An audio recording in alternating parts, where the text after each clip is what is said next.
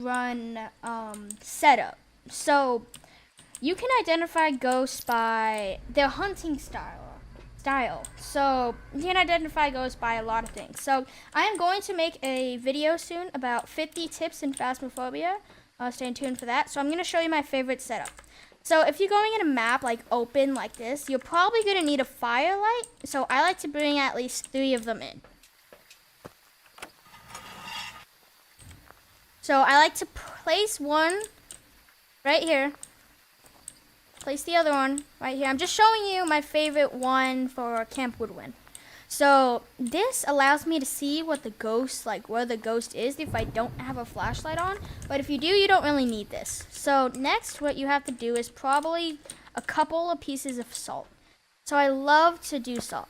That's basically me. So I like to put, so when you loop in a ghost and if you think it's a wraith, you could put salt down of where the ghost is more likely to step. And if you have level 3 salt, this salt will actually prevent it from speeding up. So it will slow down the second it steps in the salt. So that's why I like level 3 salt a lot.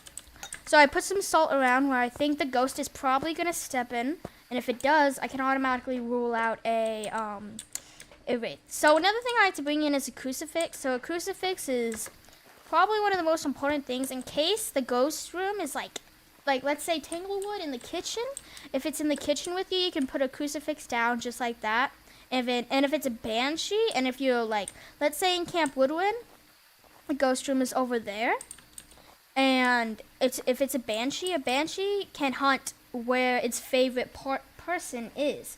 So I would talk about more in my next video, but you can place a crucifix down in case the ghost hunts where you are. I'll talk about that in my next video. Next thing I like to bring is probably a couple, like about 2 sanity medications. I don't bring them for like upgrading my sanity. I bring them for like revenants. So it could be revenant. And you can't really honestly outrun a revenant without sanity stuff. So this will increase your speed. So like this is increasing my speed. Like as you can see, I don't run out of sprint here.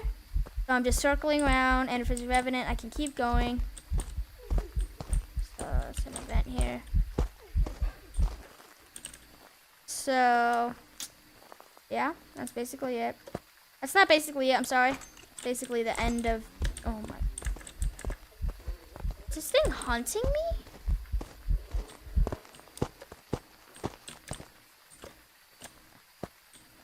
God damn.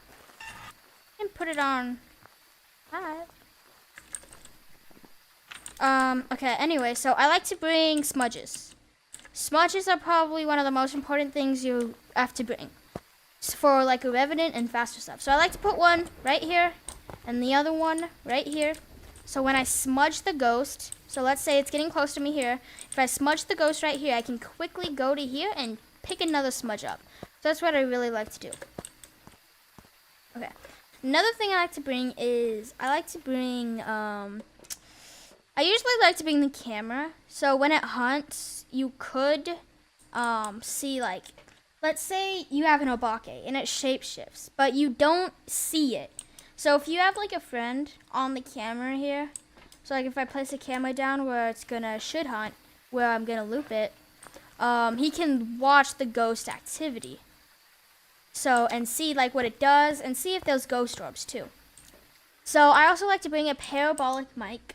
This is optional, but if you think it's a banshee, definitely bring in the parabolic mic to kind of see like where, like if you see the banshee scream. If you hear the banshee scream, you can already decide if it's a banshee. You could also use this for hunts too. During a hunt, it can do the scream, so you can use that too. I don't honestly.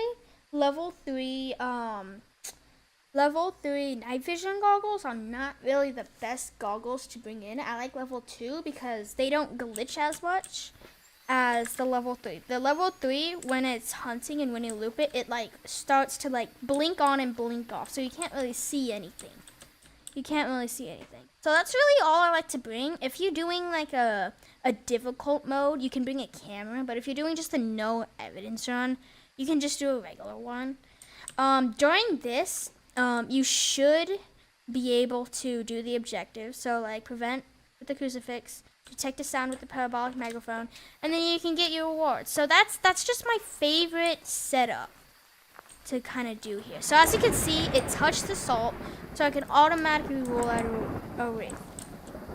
So that's basically my favorite setup. I'm not gonna figure out what the ghost is because I turned it on friendly ghost, so I don't die in the middle of my session. So